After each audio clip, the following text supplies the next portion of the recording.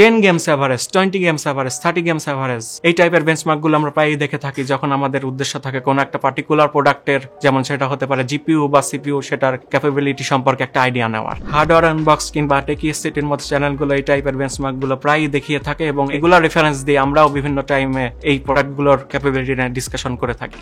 একটা প্রসেসর বা গ্রাফিক্স কার্ডের ক্যাপাবিলিটি কেমন, সেটা কেমন পারফরমেন্স দিতে পারে কিংবা আগের কোনো জেনারেশন থেকে কতটুকু বেটার, সেটার একটা ধারণা পাওয়ার জন্যই মূলত আমরা এই টাইপের গ্রাফগুলো দেখে থাকি। আজকে মূলত কথা হবে বেঞ্চমার্কের পেছনের কথা নিয়ে, ভেতরের কথা নিয়ে, যে কথা কেউ বলেনি। এই এভারেজ বেঞ্চমার্কগুলো থেকে আমরা কি টাইপের মেসেজ রিসিভ করছি এবং অনেক ক্ষেত্রে সেগুলো মিসলিডিং হতে পারে, এগুলো নিয়ে আজকের ডিসকাশন। সাথে আমি আছি সোয়াদ বিন জামান, আপনারা দেখছেন পিসি বিল্ডার বাংলাদেশ।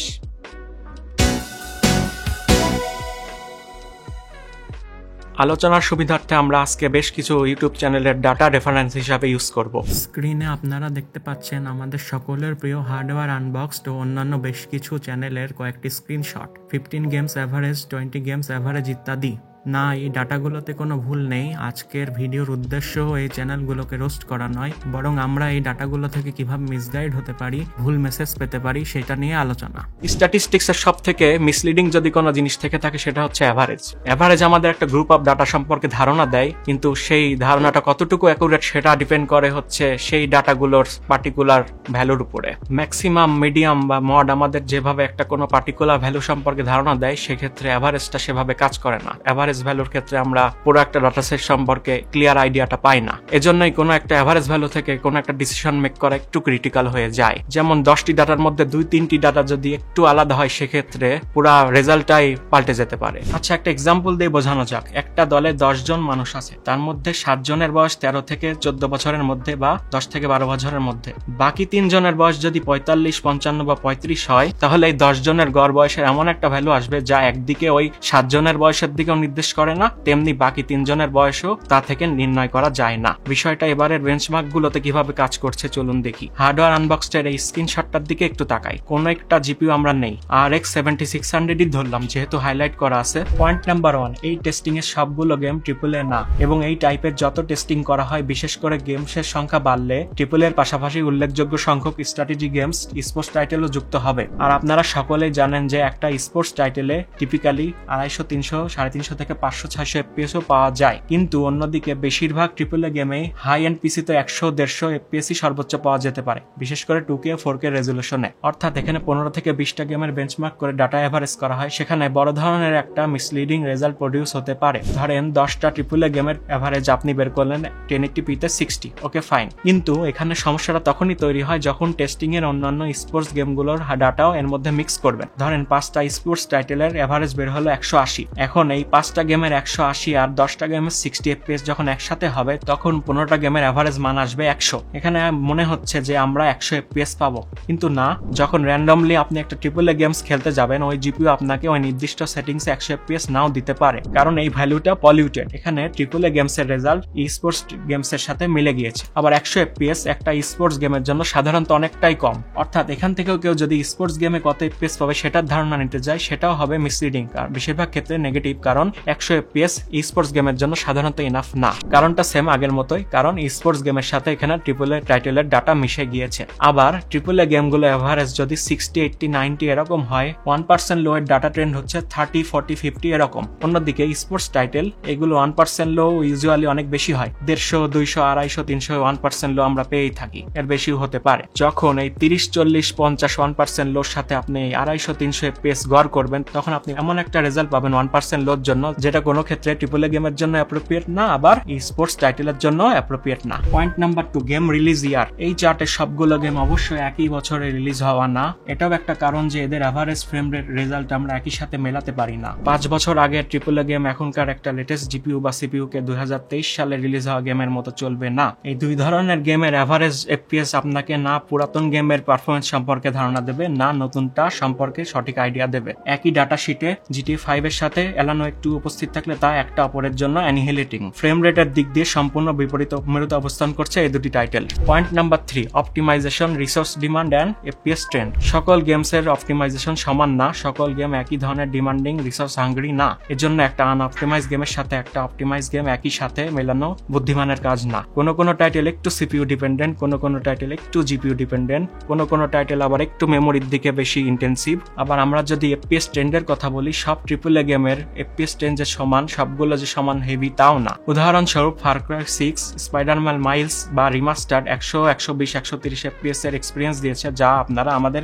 ভিডিওগুলোতে দেখে থাকেন। এভাবে রেসিডেন্ট এভিল ভিলেজের মতো অনেকগুলো টাইটেল আছে যেগুলো বেশ লাইট ওয়েট। আবার 4 বছর আগে রিলিজ হওয়া রেড ডেড রিডেম্পশন 2 একই সিস্টেমে 42-60 এফপিএস দিতে পারছিল। রেসিং গেম হিসাবে ফরজা হরাইজনের আবার বেশ হাই এফপিএস দেওয়ার একটা প্রবণতা রয়েছে। কয়েক বছরের মধ্যে রিলিজ হওয়া Forspoken, Hogwarts Legacy, Plague Tale Requiem, Last of Us, Remnant 2 এর কথা যদি বলি, এগুলো অতিরিক্ত ডিমান্ডিং। 60 এফপিএস পাওয়া এসব গেমে খুবই কঠিন হাই এন্ড পিসি দিয়েও। মাইক্রোসফট ফ্লাইট সিমুলেটরের ব্যাপারেও আপনারা জানেন 3090 ও যাকে সামলাতে হিমশিম খেত একটা সময়। এগুলোর সাথে নিশ্চয়ই আমরা GTA 5, shadow of the tomb raider বা কন্ট্রোলকে মেলাতে পারি না। এন্ড লাস্টলি, কিছু গেম এমডির হার্ডওয়্যারকে ফেভার করে, কিছু গেম আবার এনভিডিয়ার জিপিইউতে ন্যাচারালি বেটার প্লে হয়। অর্থাৎ কিছু গেম যেগুলো 2K বা 4K তে 60 এফপিএস দেয়, আবার কিছু গেম যেটা 1080p তে 60 এফপিএস দেয়, এগুলোকে আমরা একসাথে মেলাতে পারি না। এই পয়েন্টে এসে আরো একটা জিনিস নিয়ে কথা বলতে হয়, সেটা হচ্ছে গেমের ইঞ্জিন। লাস্ট কয়েক বছরে গেমিং ইন্ডাস্ট্রিতে ডমিনেট করছে আনরিয়েল ইঞ্জিন 5 এর বিহেভিয়ার, হার্ডওয়্যার ডিমান্ড, অপটিমাইজেশন বাকি ইঞ্জিনগুলো থেকে সম্পূর্ণই আলাদা।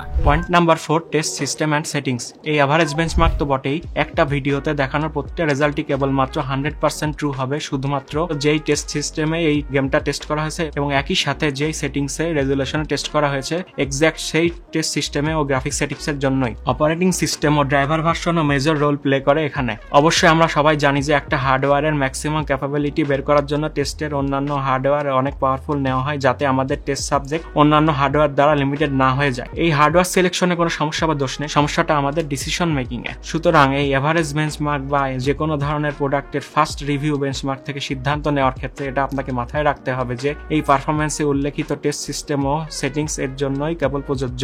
আপনি কত এফপিএস পাবেন তা আপনার টেস্ট সিস্টেমের অন্যান্য কম্পোনেন্ট যেমন RAM type, speed, CPU, GPU ইত্যাদির উপর নির্ভর করবে। সাধারণত মিড বাজেটের বিল্ডগুলোতে বেঞ্চমার্ক থেকে প্রাপ্ত রেজাল্ট থেকে অনেকটাই কম পারফরমেন্স পাওয়া যায়, কিন্তু কেন, তার উত্তর ভিডিওর দ্বিতীয় অংশে পাওয়া যাবে। প্রথম স্ক্রিনশট, 50টি গেমের বেঞ্চমার্কে RTX 3080 12GB Radeon RX 6900 XT থেকে 3% স্লো। এতে কোনো সমস্যা নেই, কোনো ভুল নেই, কোনো অভিযোগও নেই। কিন্তু আমরা যদি বলি RTX 3080 12GB 12.7% ফাস্টার 6900 XT থেকে, কিন্তু কিভাবে? এবং যদি বলি যে আমাদের এই দাবিটাও মিথ্যা না। আচ্ছা, উইচার 3 থেকে আমরা যদি মেট্রো এক্সোডাস এই পর্যন্ত 15টি গেমকে আমরা নিই এবং এভারেজ করি, তাহলে কিন্তু দেখা যাচ্ছে সত্যি 12.7% ফাস্টার 3080। আবার উইচার 3 থেকে শুরু করে যদি একদম নিচে এসি ভালহালা পর্যন্ত যাই, তাহলে কি দেখা যাচ্ছে এখানে কিন্তু 6900 XT 10% ফাস্টার। অর্থাৎ উপরের দুইটা সিনারিও ট্রু। কেউ যদি নিচের গেমস গুলো টেস্ট করে 6900 XT কে এভারেজে 10%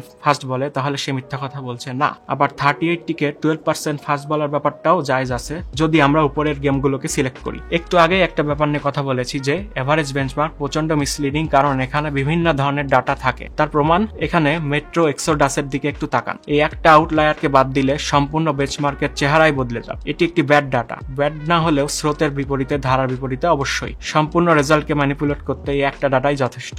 এটাই হচ্ছে এভারেজ বেঞ্চমার্কের সমস্যা।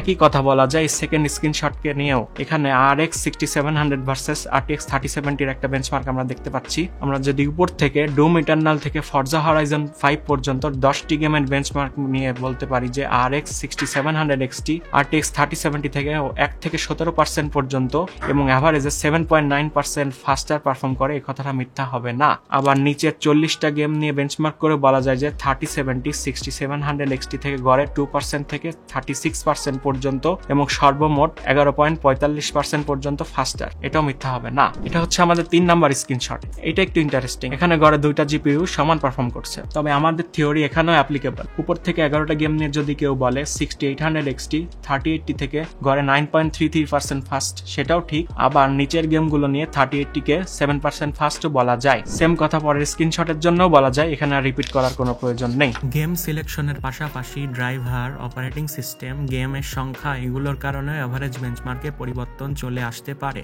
RTX 3080 10GB versus RX 6800 XT এর এই টেস্টগুলো ভিন্ন সময়ে করা, গেম সিলেকশনও ভিন্ন, এতে রেজাল্টের কিন্তু তারতম্য এসেই গিয়েছে। আবার RTX 3070 ভার্সেস RX 6700 XT এর বেঞ্চমার্কগুলোও দেখুন, হয়তো আজকের দিনে টেস্ট করলে আরও অন্যরকম রেজাল্ট পাওয়া যাবে।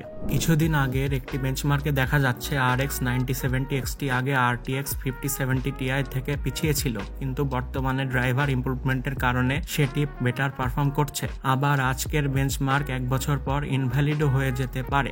অর্থাৎ এখানে সিদ্ধান্ত যেটা দাঁড়ালো, গেম সিলেকশন প্রচন্ড ক্রুশাল। আপনার খেলা বেশিরভাগ গেমই যদি একটা নির্দিষ্ট জিপিইউকে ফেভার করে, সেক্ষেত্রে সেটাই আপনার জন্য সুইটেবল। আরও একটি বিষয় সহজে বুঝতে পারার কথা যে এই ধরনের চার্টে অবশ্যই বেশিরভাগ গেমে যেই জিপিইউ ফাস্ট, সাধারণত সেটাই বেশি পাওয়ারফুল। তাহলে কি করণীয়? এক্ষেত্রে আপনাকে সবার আগে ঠিক করতে হবে কোন গেম বা কি ধরনের গেম আপনি বেশি খেলবেন, স্পেসিফিক কোন কোন টাইটেল খেলার জন্য পিসিটা বিল্ড করতে চাচ্ছেন, একই সাথে গেমগুলো আপনি কোন সেটিংসে কোন রেজুলেশনে খেলতে চান। ফ্রম ডে ওয়ান আপনি কি আল্ট্রা সেটিংসে খেলতে চাচ্ছেন, নাকি সেটিংস টুইক করে FSR DLSS অন করে খেলতেও আপনার আপত্তি নেই। তারপর এই টাইপের বেঞ্চমার্কগুলোতে ইন্ডিভিজুয়াল গেমগুলো কেমন পারফর্ম করছে সেগুলো দেখে নিন, আপনার রিকোয়ারমেন্টস এর সাথে মিলিয়ে নিন। আরেকটা বিষয়, যে জিপিইউ বা সিপিইউ একটা নির্দিষ্ট টেস্ট সিস্টেমে এভারেজে 60 FPS দিচ্ছে, সেটা ফিউচারের গেমগুলোতে আস্তে আস্তে কম FPS দেবে। সেক্ষেত্রে আরো একটু ফিউচার প্রুফ হতে চাইলে যে জিপিইউ বা সিপিইউ এখন 70 বা 80 FPS দিচ্ছে, সেটাকে টার্গেট করুন। তাহলে আজকের মতো এখানেই সমাপ্ত। আমি সোয়াদ বিন জামান, গুড বাই।